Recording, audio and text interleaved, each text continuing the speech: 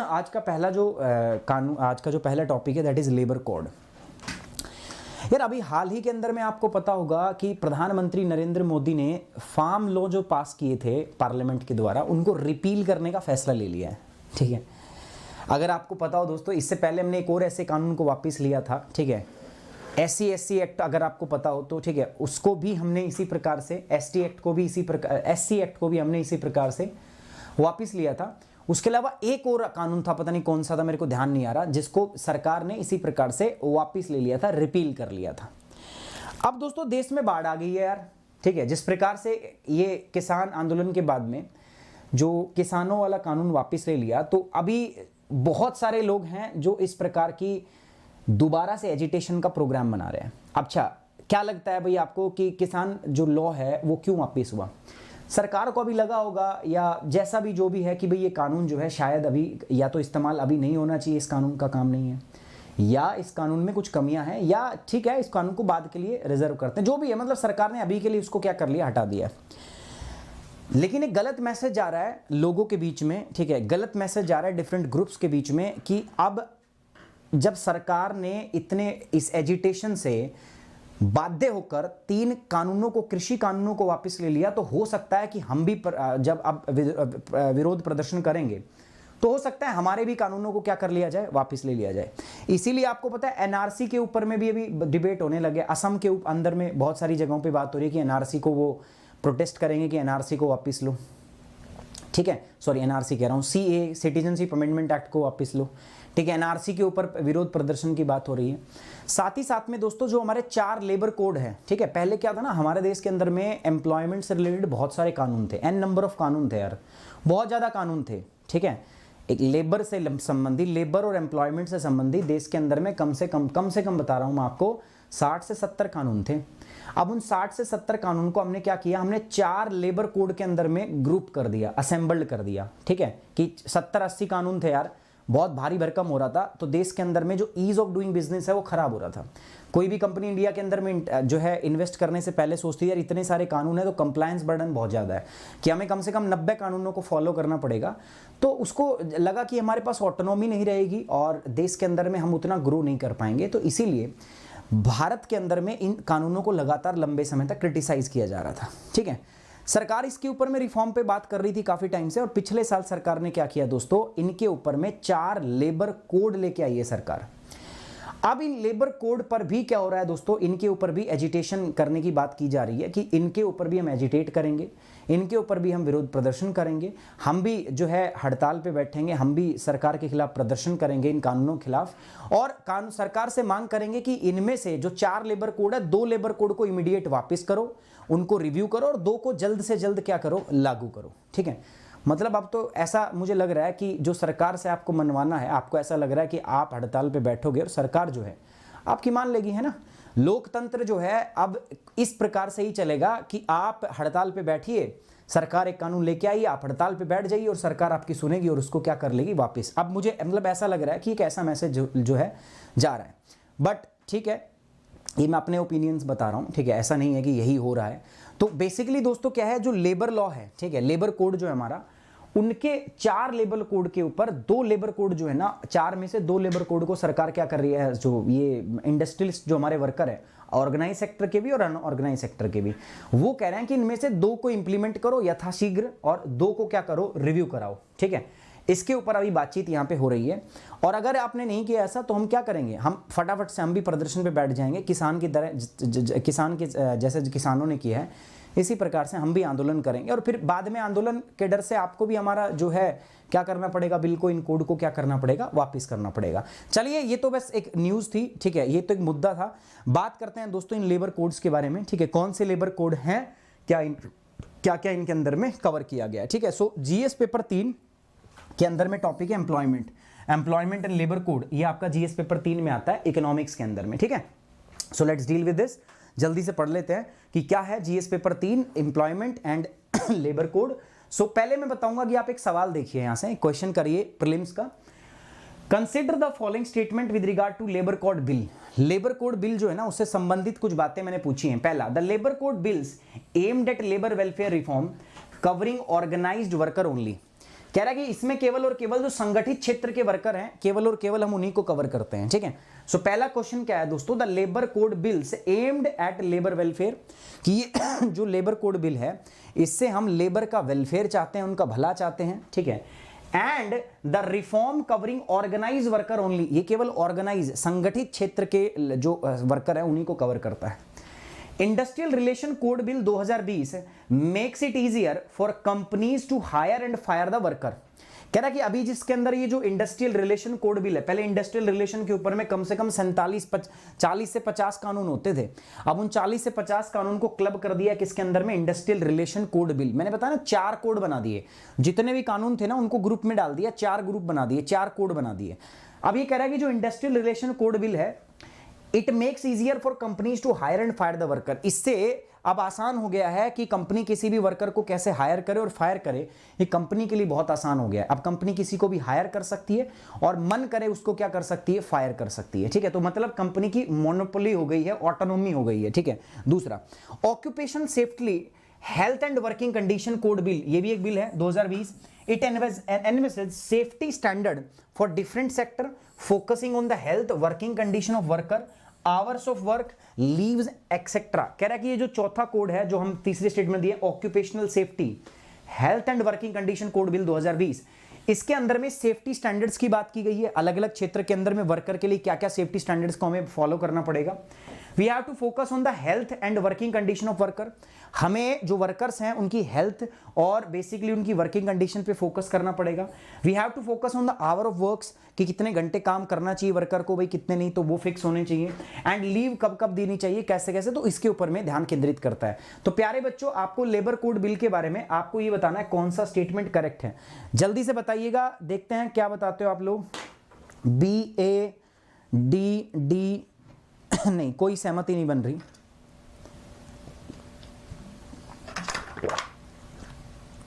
ये डी वाले तो बावड़े हो गए हैं, इनको आजकल सब कुछ डी दिखता है। कोई सहमति नहीं बनी आपकी, चलिए कोई बात नहीं, कोई सहमति नहीं बनी, आगे देख लेते हैं पहले पढ़ के, ठीक है। अभी इसको छोड़ के आगे पढ़ के देखते हैं कौन सा सही है। सो ट्रेड यूनियन अभी क्या कर रहा है दोस्तों, they are planning to intensify the agitation this week.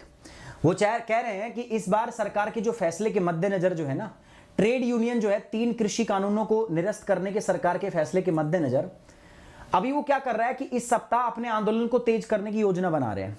और ये आंदोलन किसके लिए दोस्तों, ये आंदोलन है उनका कि 1 साल पहले जो पार्लियामेंट के अंदर में 4 लेबर कोड जो पास किए थे केंद्र ने, ठीक है, अभी तक उनको नोटिफाई नहीं किया है, सरकार ने अभी तक उनको नोटिफाई नहीं किया, बट 4 कानून जो पिछले साल जो पार्लियामेंट ने पास किए थे 2019 और 2020 के अंदर में, मुद्दा अब इनके ऊपर है। इनके ऊपर में से 2 कोड को वापस लेने की बात की जा रही है और 2 कोड को कहा रहा है कि इमीडिएटली इंप्लीमेंट करो। अब कौन कौन से मैं बताऊंगा, ठीक है। सो बेसिकली जितनी भी ट्रेड यूनियन है they are planning to intensify the agitations, वो अपनी जो हड़ताल है, अपना जो विरोध प्रदर्शन है उसको तेज करने की सोच रहे हैं।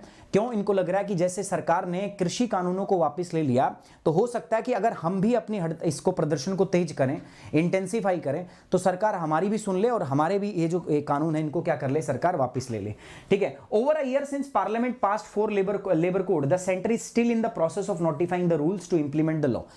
हालांकि ये जो कानून है पार्लियामेंट ने पास कर दिए हैं, लेकिन अभी तक सरकार ने, केंद्र सरकार इनको नोटिफाई नहीं कर पाया है, अभी तक केंद्र सरकार इनको लागू नहीं कर पाया है। ये जो कोड है, मैंने बताया ना 4 कोड, आप सुनो मेरी बात यार, पहले बहुत सारे कानून थे। इंडस्ट्रियल रिलेशन लेबर कोड के अंदर में बहुत सारे कानून थे भारत के अंदर में, आज़ादी के बाद से ना, और आज़ादी के पहले के बहुत कानून थे, 70 से 80 कानून थे। अब इतने कानूनों में क्या होता है ना, कोई भी नई कंपनी अगर आती है और उसको 90 कानून मानने पड़ते हैं तो बहुत उसमें हड़बड़ लगती है उसको, ठीक है। उसको लगता है बस हो लिया मेरा काम, तो मैं तो ये 90 कानूनों को फॉलो करने में ही मर जाऊंगा। तो इसीलिए कंपनी बचती थी इंडिया के अंदर आके, ठीक है, इन्वेस्ट करने में, ठीक है, भारत के अंदर में अपनी फैक्ट्री प्लांट लगाने में।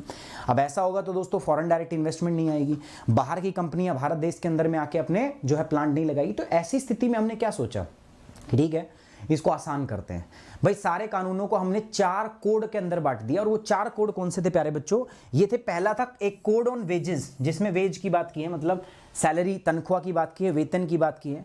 दूसरा है वेज ऑन सोशल सिक्योरिटी, तीसरा है occupational safety and industrial relation, and ये जो है आपका ये 4 कोड हो गए, wage, social security, occupational safety और इंडस्ट्रियल रिलेशन।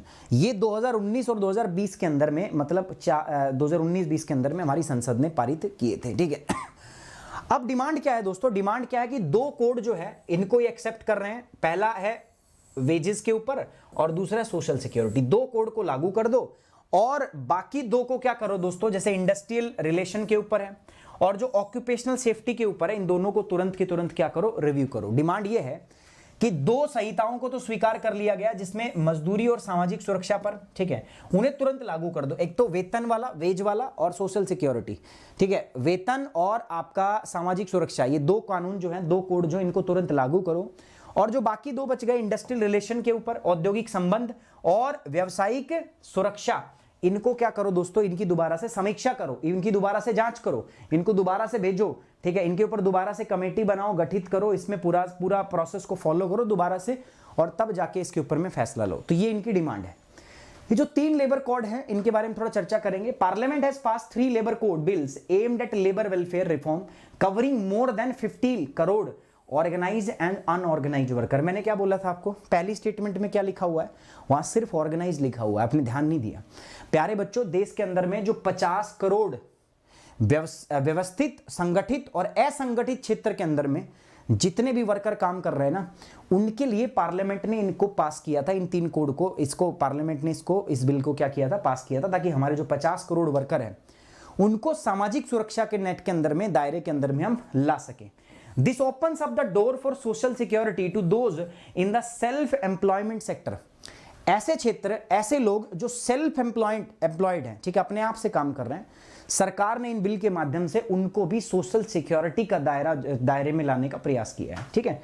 भाई ऐसा जो ऑर्गेनाइज सेक्टर होता है उसमें ESICS होता है ना, ठीक है, ये होता है ना, इसके तहत इंश्योरेंस वगैरह मिलता है, फलान ढिमकाना, कई चीज होती है, लेकिन जो सेल्फ एम्प्लॉयड है उसको नहीं मिलता, जो अनऑर्गेनाइज सेक्टर में काम करता है उसको नहीं मिलता।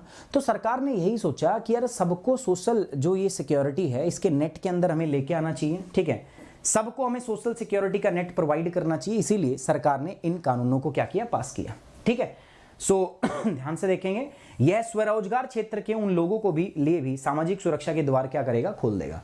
तो संसद ने देश के 50 करोड़ से अधिक संगठित और असंगठित श्रमिकों को, तो याद रखना क्वेश्चन में सिर्फ संगठित लिखा था, बट इसमें ऑर्गेनाइज्ड के साथ में क्या आएगा दोस्तों, अनऑर्गेनाइज्ड भी यहां पे आएगा। अच्छा, ये 3 बिल कौन कौन से थे, पहला था सोशल सिक्योरिटी कोड 2020, दूसरा था code on occupational safety health and working condition 2020, industrial relation code 2020, और कोड ऑन वेज वो 2019 में आया था। वो कब आया था, 2019 में, ठीक है। तो 2019 वाला वेज का कोड और सोशल सिक्योरिटी का, इनको ये कह रहे हैं कि लागू कर दो, हमें कोई दिक्कत नहीं है, लेकिन ये जो है ना, इसको क्या करो, दोबारा से वापस लो और इसके ऊपर एक कमेटी बनाओ और इसकी क्या करो, दोबारा से जांच करो। आप मेरी बात समझ पा रहे हो कि नहीं समझ पा रहे। मैं कह रहा हूं आजादी से पहले से लेकर आजादी के बाद तक भारत के अंदर में जो लेबर और इंडस्ट्री से संबंधी बहुत सारे कानून थे, ये कानून इतने हेक्टिक थे भाई कि किसी भी नई कंपनी को इनको फॉलो करना एक नाइटमेयर के बराबर था, बुरे सपने के बराबर था। तो इसीलिए भारत देश के अंदर में इनकी वजह से इन्वेस्टमेंट पे भी फर्क पड़ता था। तो भारत सरकार ने सोचा कि यार अब समय आ गया है इनको व्यवस्थित करने का, अब समय आ गया है इनको संगठित करने का, अब समय आ गया है कि देश के अंदर में संगठित और असंगठित क्षेत्र जो हैं दोनों को आप सामाजिक सुरक्षा के दायरे में लेके आ सको, उनके लिए वेज डिसाइड कर सको, ठीक है। तो ये समय आ गया है। तो सरकार ने क्या किया भाई, 2019 के अंदर में, ठीक है, एक बिल लेके आई, बिल ऑन वेजेस, ठीक है, कोड ऑन वेजेस, उसका बिल जो है 2019 में पास हुआ और 2020 के अंदर में 3 बिल पास हुए। अब जो ये ट्रेड यूनियन है, इनकी डिमांड है कि जो कोड ऑन वेजेस है और कोड ऑन जो आपका सोशल सिक्योरिटी है वो तो है सही, उनको तो तुरंत लागू कर दो, लेकिन बाकी 2 जो है उनको क्या कर लो, वापिस ले लो, ठीक है। ये मैंने आपको बताया, उम्मीद कर रहा हूं आपको समझ में आ रहा है। अगर समझ में आ रहा है तो कमेंट बॉक्स में एक बार जल्दी से ओके की रिपोर्ट लिख दो, ठीक है, एक बार ओके की रिपोर्ट लिख दो। और सभी लोगों से रिक्वेस्ट भी है, वीडियो को लाइक भी कर दो यार, लाइक और शेयर कर दिया करो, ठीक है। 1000 लाइक्स तक अपने को इस सेशन में पहुंचना है, तो आप सभी से रिक्वेस्ट है कि लाइक कर दो। The code on occupational safety health and working condition 2020, आप नाम से ही समझ गए होंगे कि जो लोग इसमें काम कर रहे हैं उसकी सेफ्टी से, उनकी हेल्थ से और फैक्ट्री के अंदर में वर्किंग कंडीशन कैसी होनी चाहिए, माहौल कैसा होना चाहिए, इसके ऊपर सरकार ने कुछ कानून बना रखे हैं। ठीक है, तो इसके अंदर में क्या है, it seeks to regulate the health and safety condition of worker, कि भैया जो वर्कर होंगे उनकी हेल्थ को लेकर और उनकी सेफ्टी कंडीशन को लेकर सरकार का ये प्रावधान होगा। सरकार का इसके अंदर में एक ये बिल है जिसके माध्यम से सरकार क्या करेगी, हेल्थ और सेफ्टी कंडीशन जो होंगी वर्कर की, उनको रेगुलेट करने का प्रयास करेगी उन एस्टैब्लिशमेंट में जिसमें 10 या 10 से ज्यादा वर्कर है। ठीक है, मतलब ये वाला कोड उन कंपनियों पे लागू होगा जिसमें 10 या 10 से ज्यादा वर्कर काम करते हैं। तो 10 या 10 से ज्यादा वर्कर काम करते हैं तो भाई उनकी वर्किंग कंडीशन कैसी होगी, ठीक है, उनकी हेल्थ जो है उनको लेके सरकार ने कानून बनाया। ठीक है, ये कोड बनाया। दूसरा, the code on social security 2020, it consolidate 9 law. मैंने क्या बोला, देखो 9 अलग अलग कानून थे, पहले चुरकुट 9 कानून थे, सबको सरकार ने कंसोलिडेट किया, एक उसमें डाला कोड ऑन सोशल सिक्योरिटी 2020 के अंदर में। ये सोशल सिक्योरिटी और मैटरनिटी बेनिफिट से रिलेटेड है।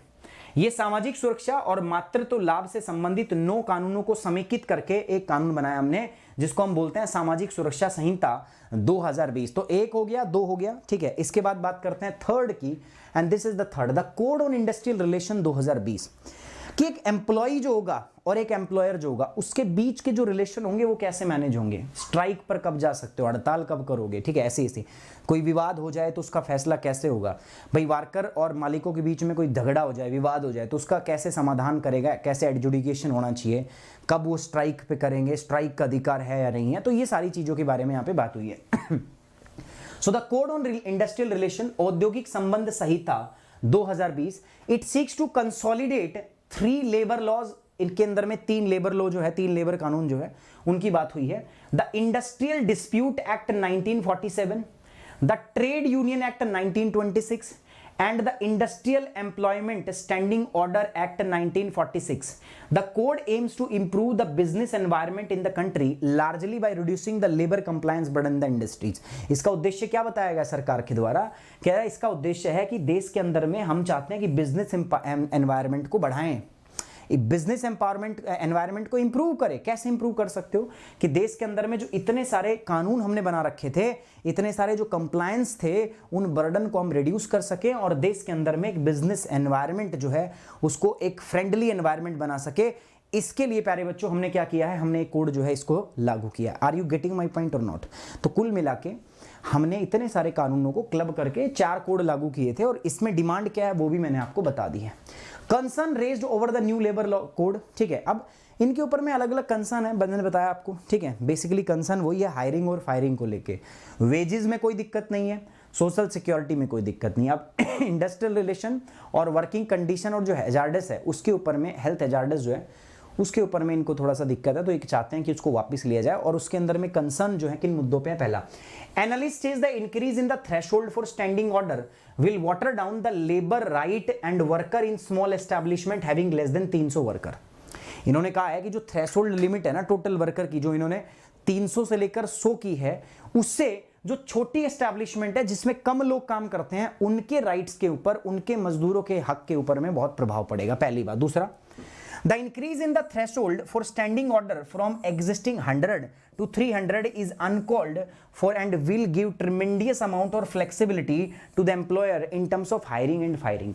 कि आपने जो ये थ्रेशोल्ड कम किया, थ्रेशोल्ड मतलब एक लिमिट होती है, जो लिमिट को आपने 300 से घटा के 100 किया है ना, ठीक है। Standing order from existing 100 to 300, आपने जो 100 से लेकर थ्रेशोल्ड को इंक्रीज किया है, सॉरी 300 किया है, इससे बहुत दिक्कत होगी। इससे जो वर्कर, जो एम्प्लॉयर है, जो फैक्ट्री का मालिक है, उसके हाथ में आपने बहुत ट्रेमेंडियस पावर दे दी कि कभी भी चाहे तो किसी को वो हायर कर सकता है और कभी मन आए तो उसको क्या कर सकता है, फायर कर सकता है।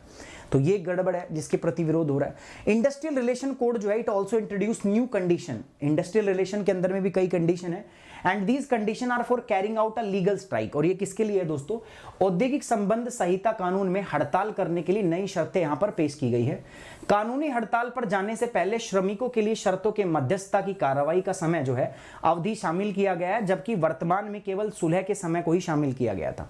मतलब क्या है, देखो कि ये जो नया इंडस्ट्रियल कोड है ना, इसके अंदर में लीगल स्ट्राइक का भी प्रावधान है, पहले नहीं था, अब लीगल स्ट्राइक का भी प्रावधान डाल दिया है।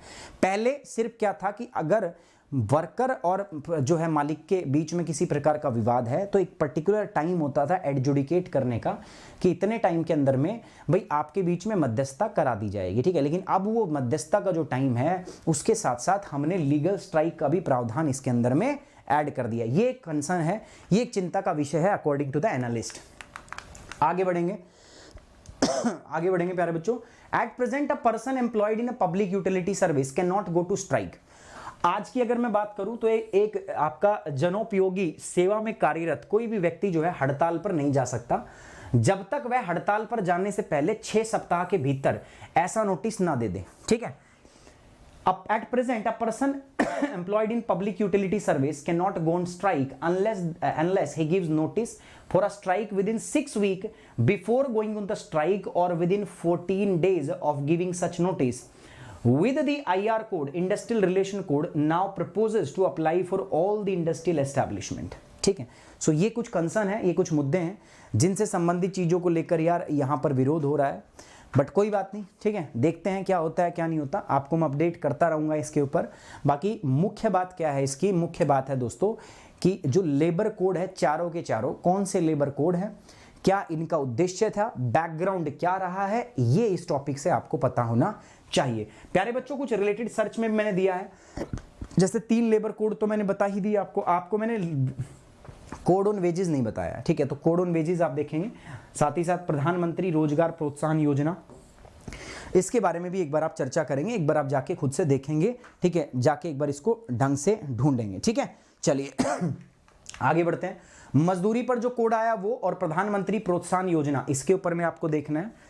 अब बात करते हैं प्रीलिम्स स्पेसिफिक। प्रीलिम्स के लिए सर क्या जरूरी है, देखो आपसे इन कोड के बारे में पूछा जा सकता है कि बताओ कौन सा कोड, ये प्रावधान किस कोड के अंतर्गत आता है, ठीक है, या ये कोड कब लागू हुआ, इस कोड का ऑब्जेक्टिव क्या था, इस कोड का उद्देश्य क्या है। जैसे कोड ऑन वेजेस का उद्देश्य क्या है आपको पूछ लेगा। जैसे अभी जो हमने प्रीलिम्स का एक सवाल दिया है उसके अंदर में हमने इंडस्ट्रियल रिलेशन के ऊपर में कोड के ऊपर सवाल डाल दिया, तो ऐसा सवाल पूछा सकता है। इनके मुख्य मुख्य प्रावधानों के बारे में आपसे पूछा जा सकता है।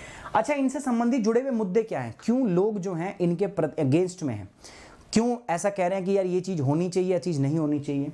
What are the benefit of these codes, इन कोड के बेनिफिट क्या होंगे, लाभ हमें क्या प्राप्त होंगे इन कोड्स के। Labour as a subject, labour किसके अंडर में आता है, किसका सब्जेक्ट है, ठीक है। आपको क्या लगता है labour is a state subject, labour is a union subject और labour is a concurrent subject, आपको क्या लगता है इसके बारे में भी आपको बताना है, ठीक है। राजपूत उम्मी इसमें कुछ भी नहीं है, इस टॉपिक में समझ कुछ भी नहीं है। देश के अंदर में लेबर और रोजगार को नियमित करने के लिए कुछ कानून तो होंगे कि नहीं होंगे, या आप किसी भी फैक्ट्री में जाओ आपको कोई भी रख लेगा और कोई भी लात मार के कभी भी निकाल देगा आपको, ऐसा होता है क्या। आप किसी फैक्ट्री में जाओ और आपसे 24 के 24 घंटे काम कराए और पैसे दे भी ना, भगा दे ऐसे ही, चल भाग यहां से, ऐसा सही रहेगा क्या, नहीं रहेगा ना। तो इसीलिए देश के अंदर में लेबर और जो वर्किंग कंडीशन है उसको मैनेज करने के लिए एक संस्थागत ढांचा बनाया हुआ है, कानून बनाए हुए हैं हमने कि कम से कम इतनी दिहाड़ी होनी चाहिए, भाई महिला है तो महिला के लिए वर्किंग कंडीशन ऐसी होनी चाहिए। ऐसे कुल मिला के 90 कानून थे हमारे देश में। हमने उन 90 कानूनों से परेशान हो गए थे हम, क्यों, क्योंकि कोई भी देश में, भारत देश में कोई दूसरे, अब मान लो एप्पल इंडिया में आ जाए कंपनी लगाने, तो जो भी कंपनी लगाएगी उनको इन 4 कोड को, अभी तो 4 कोड है, इनको फॉलो करना पड़ेगा। पहले ऐसे 90 कानून थे जिनको फॉलो करना पड़ेगा। अब आप हो, आपको कोई काम करना और 90 कानून को पहले फॉलो करना, आप पहले ही पीछे हट जाओगे। आप सोचोगे यार 90 कानून फॉलो करने हैं, दूसरे देश में चलते हैं, वहां तो बस 40 ही कानून है, इसमें तो 90 कानून है। आप इसीलिए इंडिया के अंदर में इंटरनेशनली हमारी इमेज बहुत खराब हो रही थी। हमने कहा कि यार इसको सुधारना पड़ेगा, ठीक है, ये तो एक बड़ा मुद्दा था। इसके अलावा भारत के जो पुराने कानून थे इनके अंदर में बदलाव की भी जरूरत थी। तो सरकार ने क्या किया, इन 90-100 कानूनों को मिला के 4 अलग ग्रुप में बांट दिया। पहला था कोड ऑन वेज, दूसरा था code on social security, code on industrial relation, code on occupational health and hazards, ठीक है, 4 भागों में बांट दिया। अब सरकार ने लागू कर दिया, पार्लियामेंट ने 2021 और 22 में कानून बना दिया। अब मुद्दा यह है कि कृषि कानून को वापस ले लिया। अब इंडिया के अंदर में देखो डेमोक्रेसी है भाई, आप विरोध तो किसी भी चीज का कर सकते हो। अब इन 4 कोड में से 2 कोड का विरोध हो रहा है।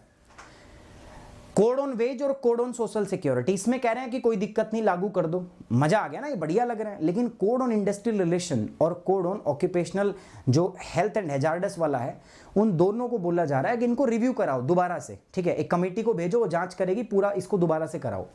ये डिमांड आ रही है। और ये क्यों आ रही है? ये इसलिए आ रही है क्योंकि भारत सरकार ने जिस प्रकार से 3 कृषि कानूनों को वापस लिया, तो इनको लग रहा है कि हम भी ऐसा करेंगे, अपनी मुहिम को तेज करेंगे, तो सरकार हो सकता है इन जो कोड बनाए हैं इनको भी वापस ले ले। अगर समझ में नहीं आया तो इससे ज़्यादा मैं कुछ नहीं कर सकता, ठीक है। फिर मेरी जो है कोई भी इसमें मैं फिर हार मानता हूँ, ठीक है। अगर अब भी समझ में नहीं आया, ठीक है, तो फिर मैं उसके लिए क्षमा चाहता हूँ। समझ में आया Rajput उमी?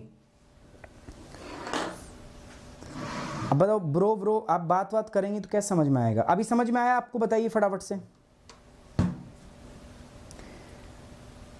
Why isn't government is reviewing these 2 code?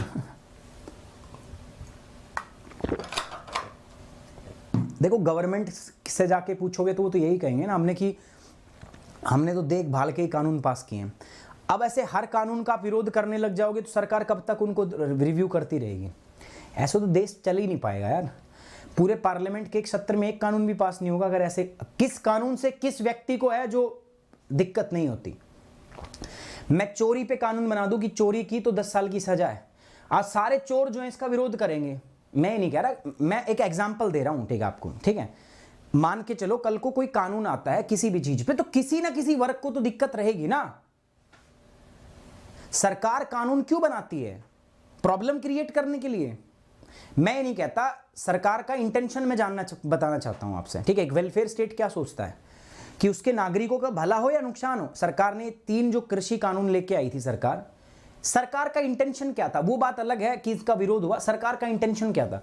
सरकार का इंटेंशन था कि भाई एग्रीकल्चर के अंदर में ना रिफॉर्म की बहुत जरूरत है। 2003 से सरकार प्रयास कर रही है कृषि के क्षेत्र को रिफॉर्म में लाने की, ठीक है, इसमें रिफॉर्म लाने की। सेम सरकार यहां पे भी कर रही है। अब जब रिफॉर्म आएंगे ना दोस्तों, तो ऐसा देखो, भारत एक लोकतांत्रिक देश है, इसको क्रिटिसाइज करने वाले लोग बैठे ही बैठेंगे। तब जब तुमने यूपीएससी की तैयारी शुरू की होगी ना, तो 2 लोगों ने अच्छा भी कहा होगा, लेकिन 5 लोगों ने उसको मना भी किया होगा, यूपीएससी की तैयारी करेगा बहुत मुश्किल है, तेरे बस की ना होगा। अरे वो फलाने के उसने छोरे ने किया था, उसकी बुआ की बेटी की जो थी वो थी, होया ही नहीं, उससे मतलब ही नहीं बनता, इससे अच्छा तो अपना कुछ और कर ले। नहीं होता, विरोध नहीं होता क्या? बताओ। तो अगर हर चीज का इस प्रकार से अगर विरोध होने के ऊपर सरकार सारी चीजों को वापस ले ले, सरकार हर चीज को रिव्यू करने लग जाए, तो सरकार की एफिशिएंसी कमजोर पड़ेगी ना यार। फिर क्या पार्लियामेंट इसी काम में लगी रहे? पार्लियामेंट को देखो, आज ऐसा तो नहीं है ना नए कानून नहीं आ रहे। मैं एक बहुत सिंपल उदाहरण दे रहा हूं।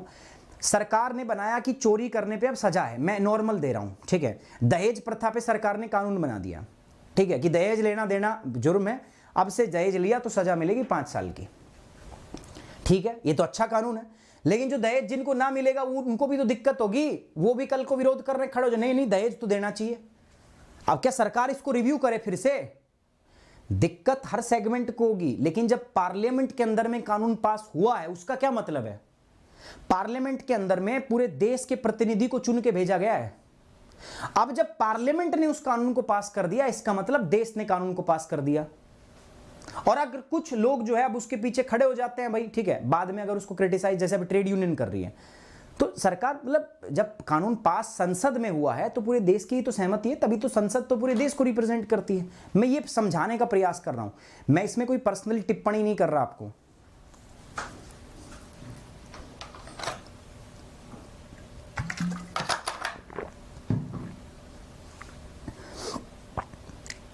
देखो हम ऐसे नहीं कह रहे कि सरकार हमेशा जो है सही काम कर रही है। जैसे कृषि वाले कानून थे, सरकार की इंटेंशन तो गलत नहीं रहेगी, मतलब या सरकार ने ऐसा सोचा अच्छा लोग किसानों को बांध के डाल देते हैं, किसानों की बुरी हालत कर देते हैं, ऐसे सरकार कानून बनाती है क्या?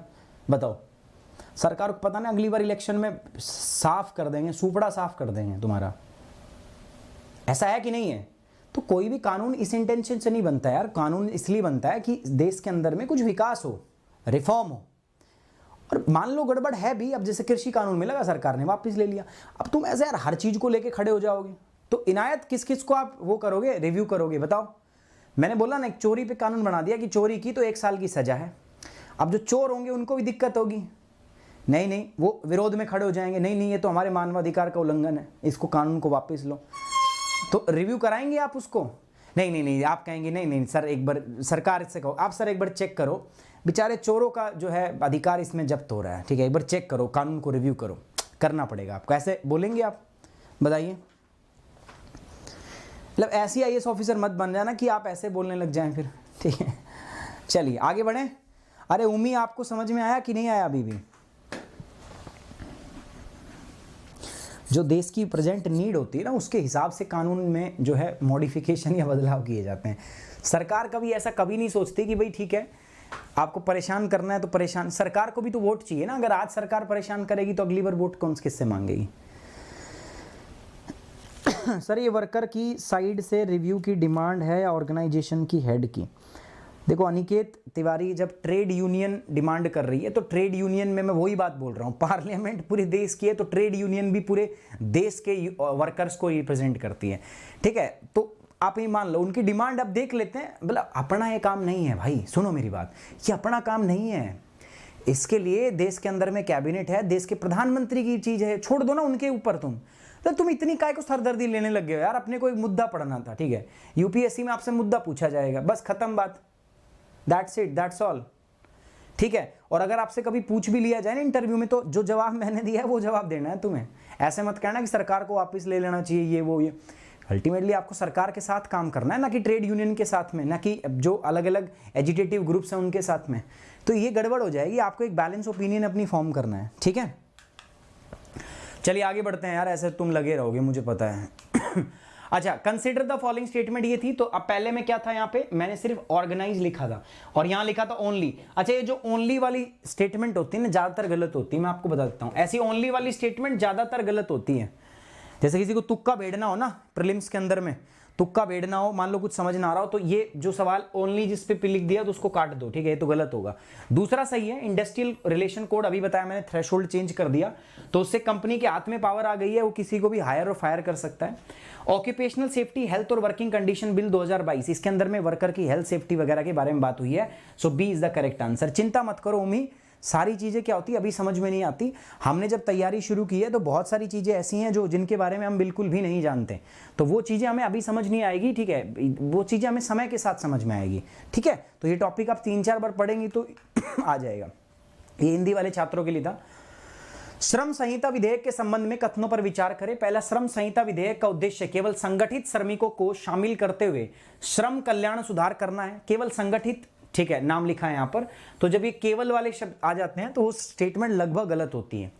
औद्योगिक संबंध संहिता विधेयक कंपनियों के लिए कर्मचारी को काम में रखना और उनको निकालना आसान करती है। सही बात है और सही बात है, इसीलिए बी इसका क्या है दोस्तों, सही जवाब है। गाइज एक छोटी सी रिक्वेस्ट मैं आपसे करता हूं, ठीक है, प्री के सवाल दे रहा हूं, प्री स्पेसिफिक, मेन स्पेसिफिक। अभी लो मेंस का क्वेश्चन, ये लो, ठीक है, नहीं है कोई बात नहीं, ठीक है, मेंस का क्वेश्चन नहीं है कोई बात नहीं, लेकिन इतनी सारी चीजें आपको मिलती है प्यारे बच्चों। मैं एक छोटी सी रिक्वेस्ट आपसे करता हूं, वो क्या है पता है, लाइव सेशन के अंदर में 1000 लाइक्स बस, ठीक है, इतना सा मैं कहता हूं। और मैं शेयर करने का कहता हूं आपसे कि शेयर करो यार, ठीक है। You are the ultimate ambassador of my doing, ठीक है, मैं क्या कर रहा हूं, कितना ठीक कर रहा हूं, नहीं कर रहा, तो आप उसके एम्बेसडर हैं, आप लोगों तक इस बात को पहुंचाएंगे। तो बस एक छोटी सी रिक्वेस्ट होती है कि एक बार वीडियो को लाइक और शेयर करते रहा करो यार। एंड साथ ही साथ में दोस्तों देखो, मेरे साथ जुड़ के आप प्लस कोर्स भी कर सकते हो। प्लस कोर्स करने के लिए दोस्तों मैं आपको बताता हूँ, ये जीएस का प्लस कोर्स है। तो यहाँ पर आप प्लस और आइकॉनिक 2 प्रकार के सब्सक्रिप्शन जो है आप यहाँ पे ले सकते हो दोस्तों प्यारे बच्चों। ये आपके सब्सक्रिप्शन का प्राइस है 6 महीने, 1 साल, 2 साल, 3 साल, ठीक है। ये इधर है आइकॉनिक का सब्सक्रिप्शन है 1 साल, 2 साल और 3 साल का, ले सकते हो। कोड आपका क्या रहेगा, सुमित 10। तो ये मेरा टेलीग्राम चैनल है, पीडीएफ यहाँ दे दूंगा मैं, साथ साथ ये अपना कोड है, ठीक है, इसको यूज करना है to get the 10% off Unacademy. I hope you like the session, you enjoy the session. So guys please like the video, share it and subscribe the channel. Thank you very much, take care, bye bye, जय हिंद, love you guys.